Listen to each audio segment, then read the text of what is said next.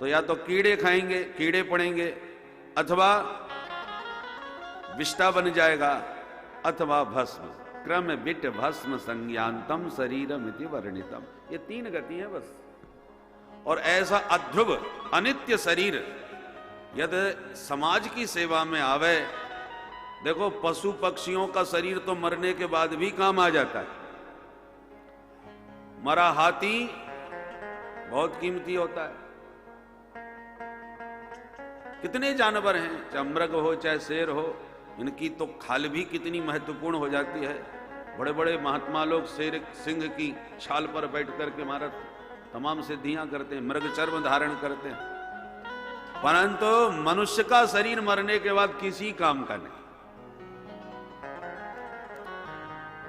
और ये शरीर आपके काम आवे तो इससे बढ़िया बात क्या होगी। तुरंत दधीच मुनि ने शरीर का दान कर दिया। मिश्रक तीर्थ जिसको कहते हैं, नैमिषारण्य के पास। और फिर उन हड्डियों से वज्र का निर्माण हुआ और उस वज्र को लेकर के अब सामना वृत्तासुर का इंद्र ने किया। जैसे ही वृत्तासुर ने इंद्र के हाथ में वज्र देखा तो वज्र में उसे बिहारी जी दिखाई पड़ने लगे और समझ गया कि संत और भगवंत की शक्ति से समन्वित यह वज्र है। संत की भी शक्ति है वज्र के रूप में और भगवंत का भी स्वरूप विराजमान है। तो वृत्तासुर 4 श्लोक में बहुत प्यारी स्तुति कर रहा है। कैसी विचित्र परिस्थिति, लोगों का मंदिर में भी ध्यान नहीं लगता और ये वृत्तासुर समर भूमि में ध्यान लगा रहा है भगवान के। गा रहा है अहम हरे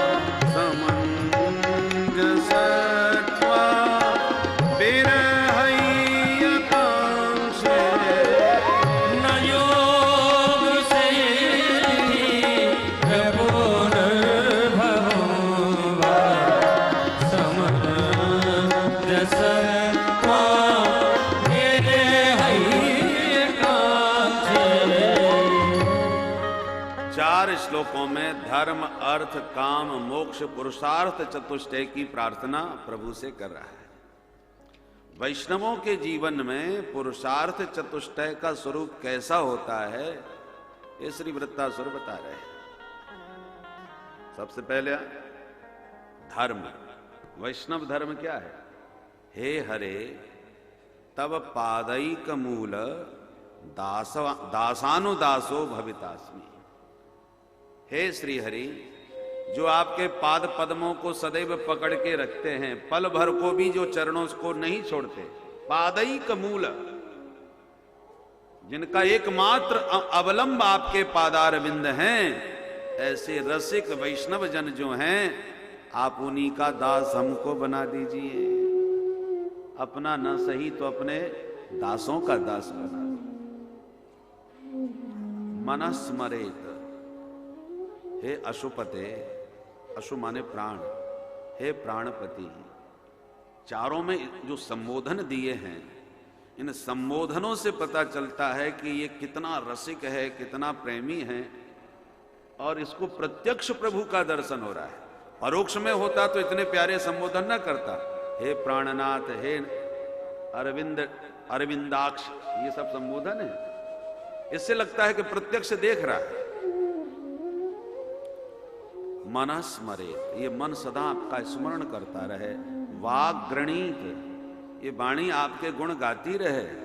कर्म करो तो कायः, काया से आपका कैंकर्य, आपकी सेवा होती रहे, आपकी सेवा में ये शरीर संलग्न रहे।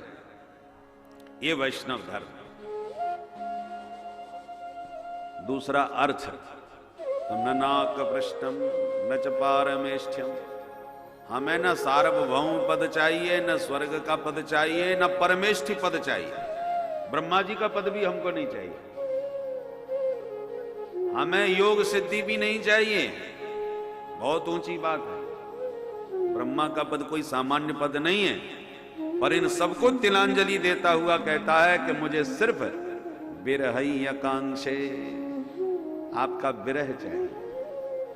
आपके बिना रह न सकूं, आपको कभी भुला न सकूं, प्रतिपल प्रतिक्षण आपके चिंतन में यह चित्त लगा रहे, बस यही मेरा खजाना है।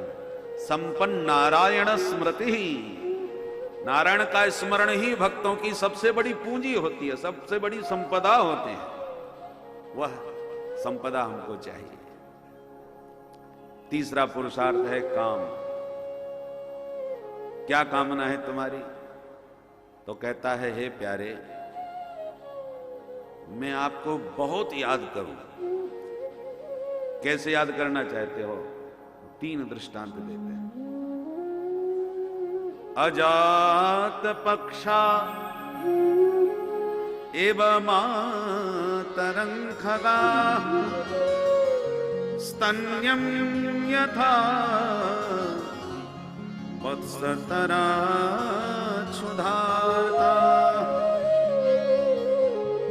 जिस पक्षी के अभी पंख नहीं निकले हैं, घोंसले में बैठा है, चिड़िया उड़ गई दाना चुगने, तो जैसे वो घोंसले में बैठा पंख रहित पक्षी अपनी मां को याद करता रहता है, ऐसी सदा सर्वदा मैं आपको याद करूं।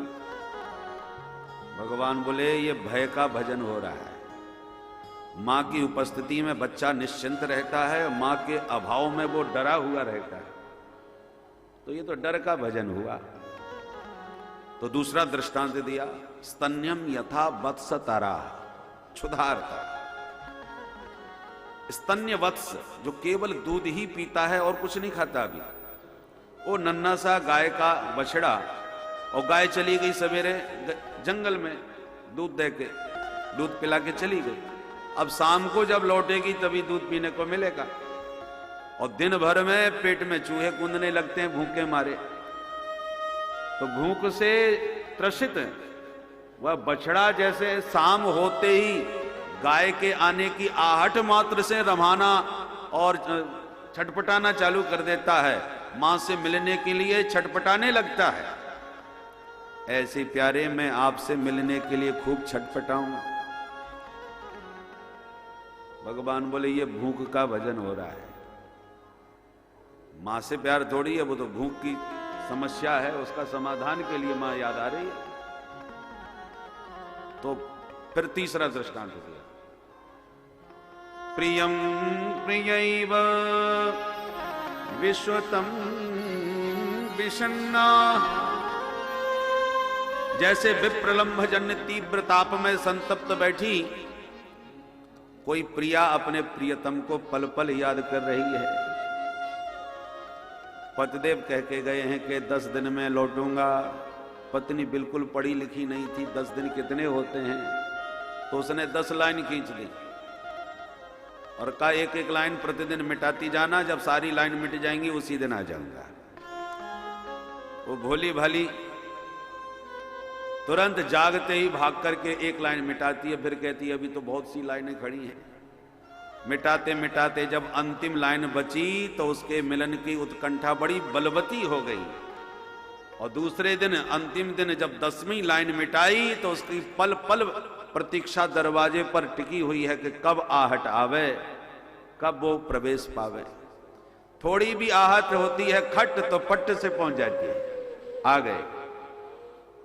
ऐसे ही प्रतिपल प्रतिक्षण अत्यंत आतुरता आपके सम्मिलन की मेरे हृदय में बनी रहे।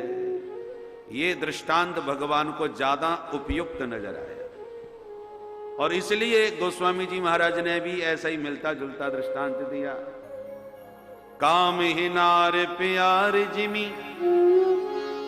लोभी प्रिय जिमिदान, तिमि रघुनाथ निरंतर, प्रिय लागो मोहिरा। ऐसे आप प्यारे हमको लगे, यही मेरी कामना है। और अंतिम पुरुषार्थ है मोक्ष, और भक्तों को जरा मुक्ति पसंद नहीं। वो तो कहते हैं हमारा खूब जन्म हो गए, हमें छुटकारा नहीं चाहिए। क्यों? बोले यदि मुक्ति में हम और तुम एक ही हो गए तो मिस्री को क्या मालूम वो कितनी मीठी है। ये तो आस्वादन करने वाला उसकी मिठास का आनंद लेता है। तो सरकार जो आप सोई हम बन गए, तो फिर रसास्वादन आपकी रूप माधुरी का कैसे होगा?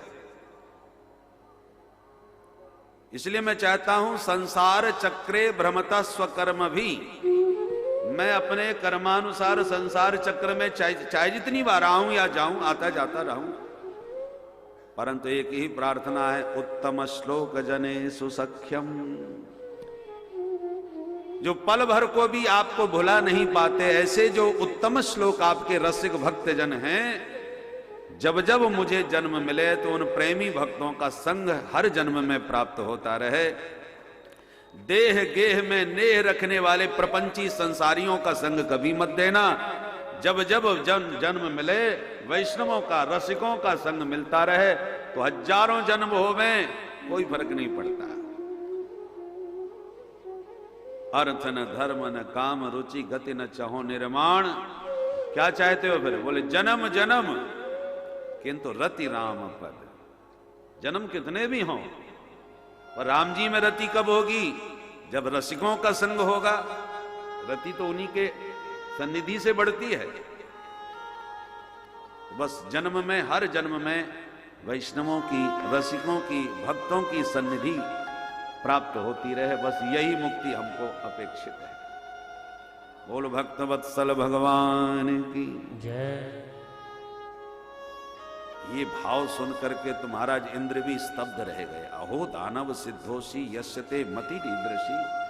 धन्य है आप असुर होकर के भी समर भूमि में ऐसे सुंदर सात्विक तुम्हारे विचार हैं। और बाद में आसुरी भाव जागृत हो गया, युद्ध प्रारंभ हो गया।